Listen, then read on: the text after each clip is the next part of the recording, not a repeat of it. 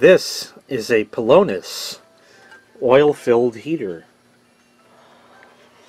Let me give you the specs on it right over here. This is a model HO-0201. It says 0508. Perhaps that is 2005 or 2008. Depending. It's 1500 watts. Oil-filled, like I said. All flow medium and high. And your thermostat right over here. There's a power and a caution light, but this one's got a problem. The caution light is on.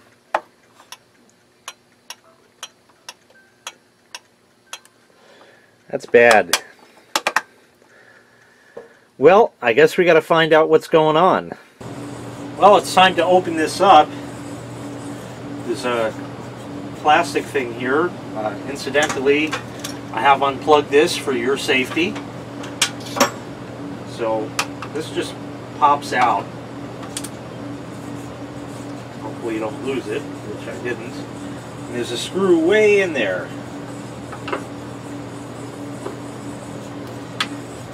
That is really tight. Holy.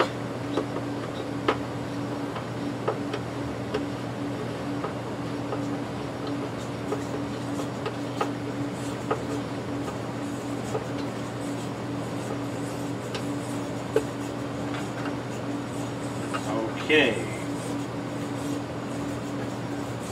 it's open and it swings down, and it seems there's another 2 screws on the bottom, so let me get those out. Okay, it looks like there are 2 screws here. There's also 2 here, but I don't believe they need to be removed.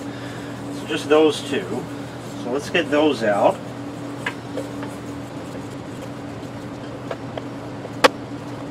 Okay, that looks a lot more promising. Try to get this screw out without losing it. There we are. Okay, so now we can see the inside of it.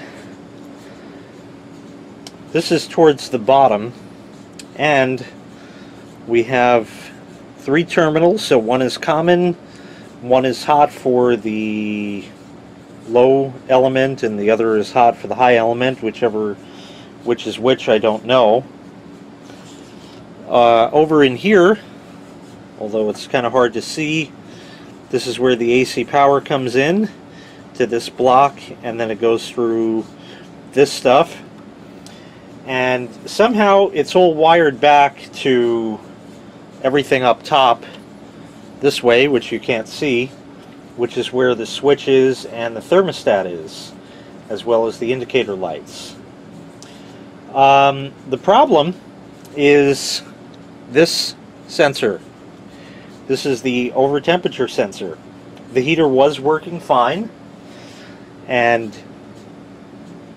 one day it just shut off and that sensor went bad. I had already metered this.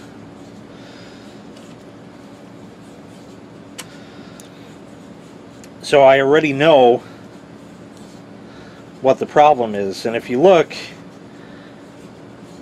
these don't look like the nicest looking connectors I've ever seen. This is the problem. This is the over temperature sensor. I don't have one, and I'm not going to get one. So what I'm going to do is something you should never, ever, ever even think about considering doing. I'm going to disable it. That's right, I'm going to disable it. And by disabling it, there is nothing preventing this unit from overheating. That is an extremely dangerous thing in case it does overheat. But I'm also not stupid. Many of you may wish to differ with that, but I'm not stupid, and I don't leave this running when I'm not in the room or nearby. Now, anybody can forget. There's always a first time. You know, I've never let the bathtub overflow. I've never let the sink overflow. I've never left the heater on and left the room. You know, I mean, anything can happen, certainly. But don't do this. Don't try it at home. Don't do it at a friend's house. And if you're outside, maybe something else. But I don't think you need to heat the outside. Here's our old friend, the Harbor Freight free meter. Let's see what the resistance is today. About 2.5 ohms. That's more than good enough for government work.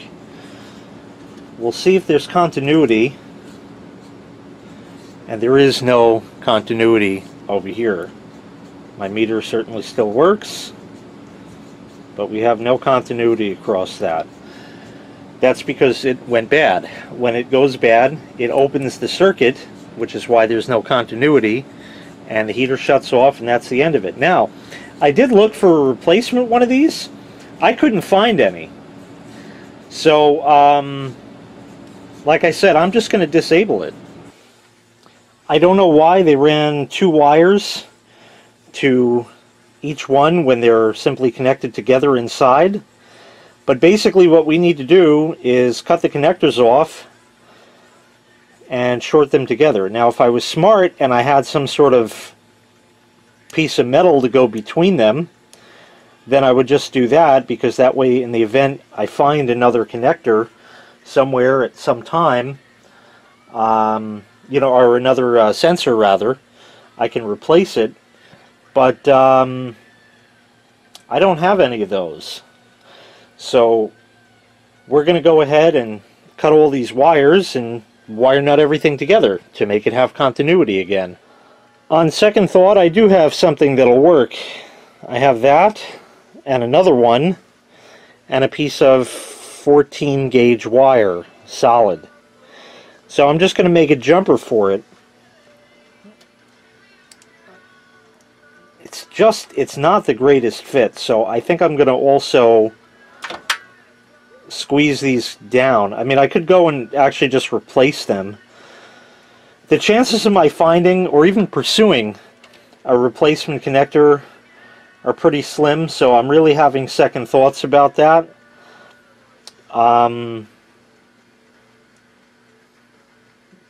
Yeah. Okay, so on second thought, what I'm going to do is I'm just going to cut these and wire nut them, and in the event I ever do get another connector, sensor, I should have some terminals that'll fit that I could always crimp on these, because there is certainly enough slack, as you can see. So let me do that. Okay, I just verified I do indeed have replacement connectors that will fit on here, and in fact I have a lot more of those than I do those terminal things that are more like this piece. So we'll just cut these, and like I said, don't do this ever. This is a bad idea, but because I'm a trained idiot, I can do it. So we have that, and I'm actually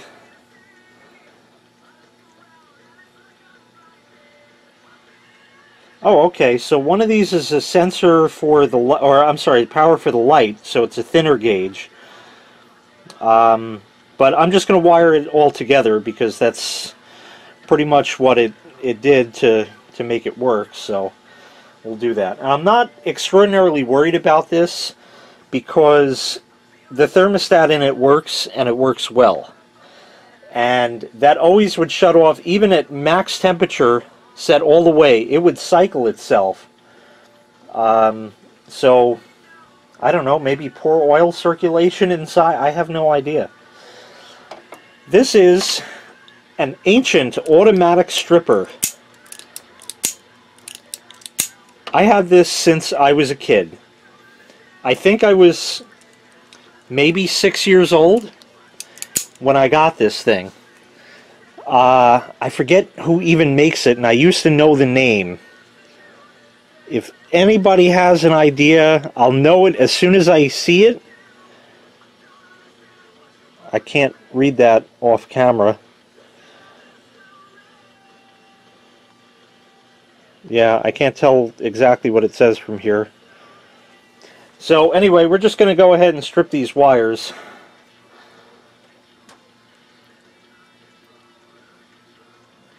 Just want a little more meat, just like that. And it really just works.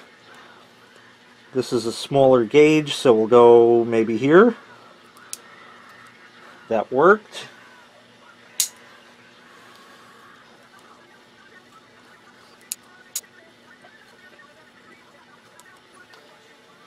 And that's it. I'll just trim off any excess if I need, but I'm going to go ahead and twist all the strands together first.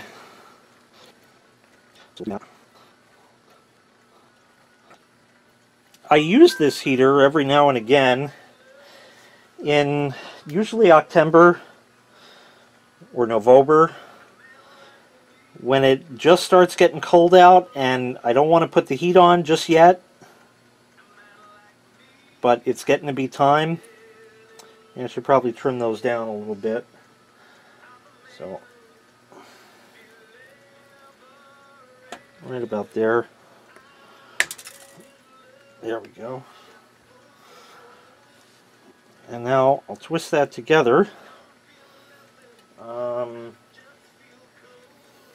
Should put a pair of pliers on it, but I don't have any handy and I don't feel like getting any. So that's it. And a wire nut. This is removed from service, so it's got to be as good as new. And there you go. It's all disabled. I'm going to put some electrical tape around that just to have that extra layer of precaution, because the tape, you know, burns easier, so that'll set the house on fire easier. Alright, time for a quick tape job. And there we go, it's all fixed. Now I just have to put it back together. And to do that, we're just going to mush it. This is no longer electrically connected, so there's nothing to worry about there. And we're just going to sort of mush it back together and put our screws in, and I'll show you how it works. Okay, it's back together. Put that little thingy, you know, back in there. Everything's off and low and all that kind of good stuff. We'll plug it in. Put it to low. Now the thermostat is off because it clicks as you hear it. So we just get power, but no caution light.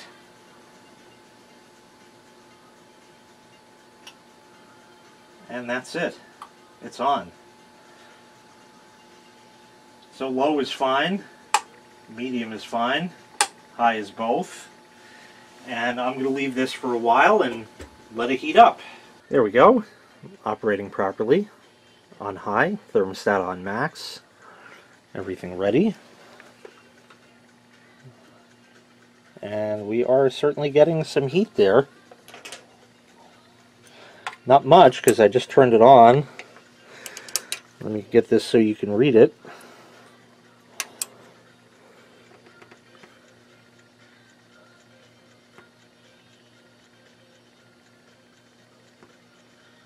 This isn't really the best thermometer to use for this, but as it heats up, it'll be a lot more readily apparent. You can see it is certainly moving. And these oil-filled heaters certainly do take some time to heat up. So let me sit and let it cook for a bit. Okay, we're still cooking, and you'll notice the thermostat clicks there. So the temperature has certainly gone up, and it knows about it. And like I said, I know that thermostat works. I can feel the heat coming off of it.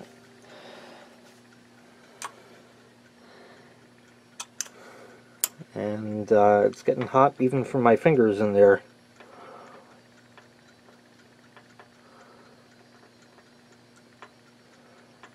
But it is certainly cooking up. I'm a little bit lazy now and don't feel like getting my infrared thermometer, which would be better. And there's no real good way to leave this in there. Oh, maybe. It's also not the best because the end of the probe is sticking out, but just to give you an idea, it is certainly getting hot. And it's pumping out the heat pretty good. So let's wait and see if the thermostat cycles. We are almost there. You'll see that it won't click back on. But we leave it for a bit.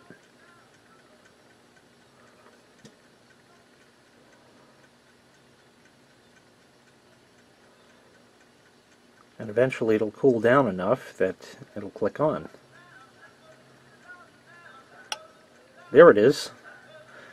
So it's almost cooked up. So anyway, I'd call that a success. So it's back on the road, so to speak, and it works once again. It's extraordinarily unsafe, but if you're smart about it, it's kind of like the same thing, you know, leaving a pot on the stove and forgetting about it. No. I don't leave the kitchen when I'm cooking. It's that simple. Or if I do, I have somebody standing by. And if it's that bad of a case where there's nobody around and I'm cooking myself, I'll turn the pot off. It's that simple.